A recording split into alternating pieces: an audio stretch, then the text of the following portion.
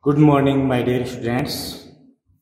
Our chapter number 7 is going on, which is magnetic effects of electric current. In this chapter, we will study applications of a Biot-Savart law.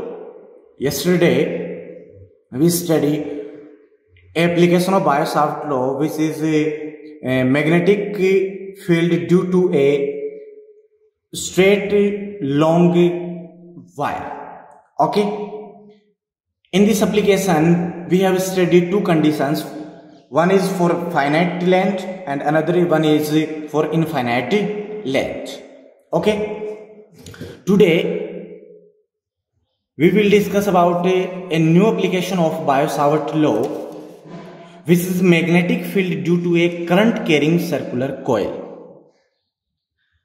Again, in this application we study two parts. First is magnetic field at center of coil, and another one is magnetic field at axial point of a circular coil.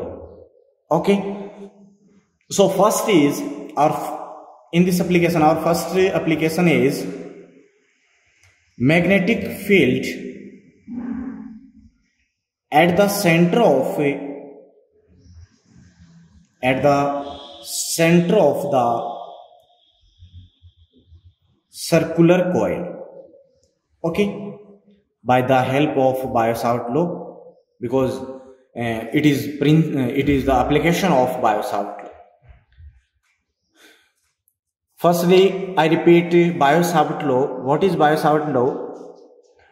If we have a current carrying wire, current carrying conductor, then at any point magnetic field due to this conductor is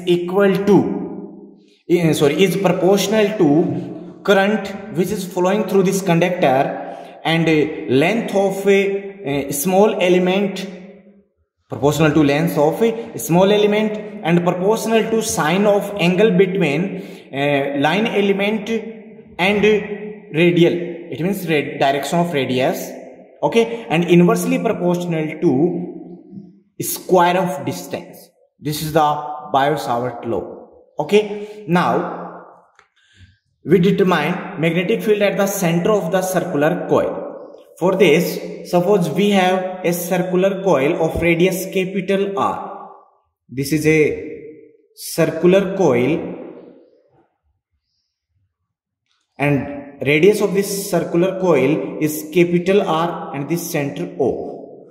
Suppose current I flowing through this circular coil, this current I flowing this circular coil. Okay, to determine magnetic field at this center point of a coil, let us assume a current carrying element which length is dl.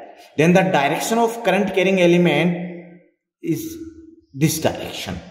Okay, now angle between direction of dl and r, we know very well angle between at any point of circumference, angle between a point of circumference, direction of point of circumference and radius, direction of radius is equal to 90 degree. It means this angle is pi by 2. Okay, now due to this current carrying element dl, magnetic field at this center O by the help of a Biot-Savart law. So from Biot-Savart law, magnetic field at point O due to dl element dB is equals to mu naught upon 4 pi I dl sine theta upon r square. Here theta is the angle between direction of dl and direction of r, and we see that this is equals to pi by 2. It means 90 degree. So theta is equals to 90. So sine 90 is equals to 1. So dB is equals to mu naught upon 4 pi I dl upon r square. Okay, this is the magnetic field due to small element at point O, it means at center. But we determine total magnetic field due to whole circular coil at center point. Then integrating this equation, then we get B is equals to integration dB is equals to integration mu naught upon 4 pi I dl upon r square. Okay, mu naught 4 pi and I, this constant quantity, and r radius is also a constant quantity. Then B is equals to mu naught upon 4 pi I upon r square, or integration dl, multiply integration dl. Here integration dl is equals to L. L is the circumference of this coil, and we know that circumference of a circle is equals to 2 pi r. Here r is equals to capital, so dl is equals to 2 pi r. Then put this value in this equation. Then B is equals to mu naught upon 4 pi I upon r square into 2 pi r. Okay, pi to pi cancel out, 1 r to 1 r cancel out, and 1 to 1 to cancel out. This equation written as B center is equals to mu naught I upon 2 r, and this equation written in the another form, B center is equals to mu naught upon 4 2I upon r. These equations are same. This equation represent the magnetic field due to whole current carrying coil at center point. Okay, from this equation we see that dependency of a magnetic field at radius.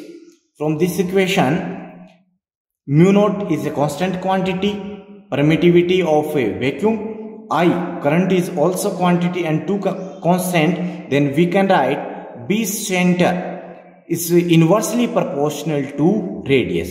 It means if we increase the radius of a coil, then magnetic field decreases.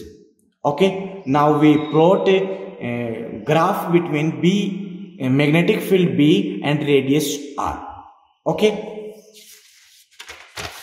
so dependency of a magnetic field on the radius, which is B, inversely proportional to r. Now we plot the graph between B and r and B and 1 upon r. This magnetic field B and this radius r O. Okay, firstly, this maximum, if R is minimum, then B maximum according to this equation. Then we plot the graph between B and R, which is following as like this. This is the graph between B and R. It means magnetic field is inversely proportional to radius. Another graph which is between magnetic field B and 1 upon R. This equation we say two types. First is magnetic field is inversely proportional to R, and another one is magnetic field is directly proportional to 1 upon R. So here a graph between B and 1 upon R, and we know that for proportional graph is a straight line which is passing through the origin point. Then graph between B and 1 upon R, we get a straight line which is passing through this origin point. You assume this line is as a straight line. Okay, now in this application we take a special case. Okay, so special case, First is magnetic field at the center of coil due to an arc. Magnetic field at the center point, at the center of coil to an arc, due to an arc. Okay, suppose we have a circular coil with radius capital R. This is circular coil and this radius is capital R, this origin point, and current I flowing this through this circular coil. Now we take a arc, this arc on a circumference of this coil, and length of this arc is dl. Length of this arc is dl, and this arc make an interior angle at center point is d theta.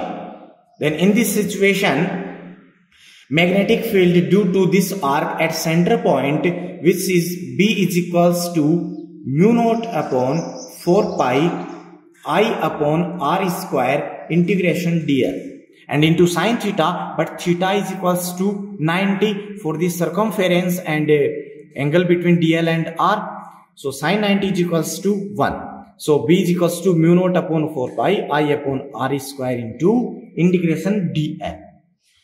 What is integration dl? This is length of this arc, and we know that angle is equals to arc upon radius. We know very well relation between angle and arc and radius is angle is equals to arc upon radius. So angle here, angle is d theta, arc is dl upon radius is capital R. So dl is equals to r into d theta. Put this value in this equation, then B is equals to mu naught upon 4 pi I upon r square into r into d theta. Integration. R is a constant quantity, so B is equals to mu naught upon 4 pi I upon r square into r integration d theta. 1 r to 1 r cancel out, and integration d theta is equals to theta. Theta is the angle which make by this arc at point center point O. So d theta is equals to theta. So B center is equals to mu naught upon 4 pi I upon r into theta. This equation represents the magnetic field at center point due to an arc. This arc makes an interior angle theta at point O, means at center point O. Okay, so learn this equation. Now from this equation we find magnetic field due to 1/4 part of circular coil. Now magnetic field due to 1/4 part of the circular coil. Okay, suppose this is a circular coil, radius is capital R, and current I flowing through this coil. Now we divide this circumference of this circular coil in 4 parts. Then one part is like as this is one part of a 1/4 part of this circular coil. Okay, suppose length of this part is dl, then we know that total angle makes by circumference at the center point is equals to 360 degree. Then by the 1/4 part max angle is equals to 1/4. into 360 is equals to 90 degree. It means this part DL makes an interior angle 90 degree at center point. Then in this situation, theta is equals to 90 is equals to pi by 2. Then B is equals to mu naught upon 4 pi into I upon R into pi by 2. Okay, pi to pi cancel out. Then we get B is equals to 1 upon 4 mu naught I upon 2R. This expression represents the magnetic field due to 1/4 part of circular coil at center point. Okay, this is first application of